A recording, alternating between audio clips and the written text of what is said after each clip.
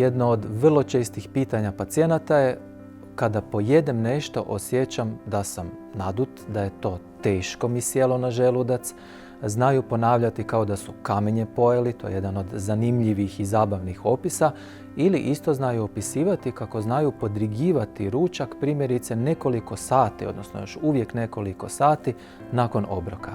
I to je jedan specifični problem koji upućuje na nedovoljno stvaranje želučanih probavnih sokova i pripada u jednu veliku skupinu problema koje nazivamo funkcionalnom dispepsijom, nedostatnom odnosno neadekvatnom probavom. Ukoliko se zbiva taj osjećaj rane težine baš u području gornjem trbuha, znači u području želuca, ukoliko imamo osjećaj doista kao da smo pojeli kamenje ili je teško, naravno moramo konzultirati liječnika da se otklone neki drugi mogući uzroci, primjerice infekcija Helicobacter pylori bakterijom. Međutim, ako se radi o samoj funkcionalnoj dispepsiji ili ti otežanoj probavi, koje ćemo biljke koristiti da pomognemo radu želuca? To su prije svega gorke biljke. Mnogi od vas to znaju kao gorke aperitive, no mi nećemo posezati naravno za alkoholnim pićima koja su nastala iskreno inspirirana narodnim lijekovima za tegobe želuca, odnosno nedovoljnog rada želuca.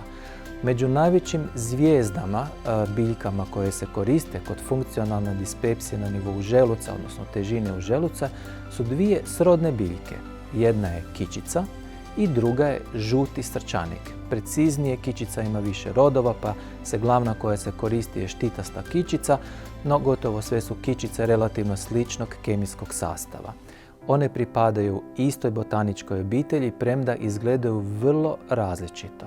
No, zašto se koriste?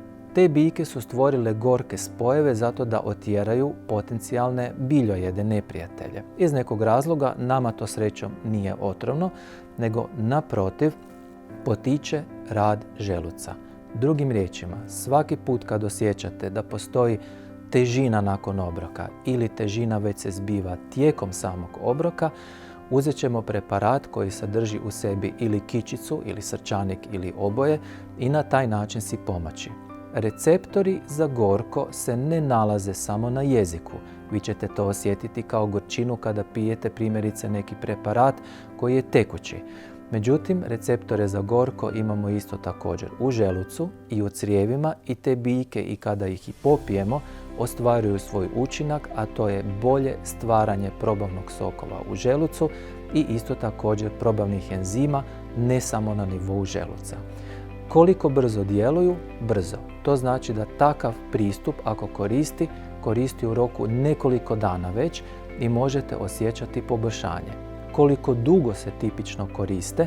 Otprilike negdje do mjesec dana. Naravno mogu se koristiti kraće, u nekim situacijama se mogu koristiti duže, ali nam je cilj da kasnije u životu takve preparate i takve biljke koristimo, kako kažemo, PP u šali, odnosno po potrebi. Kada osjetimo da smo pojeli nešto što nam ne odgovara, kada osjetimo povremeno nekakvu težinu, takav preparat imamo sa sobom u blizini kako bismo mogli si pomoći u istom trenutku, odnosno odmah.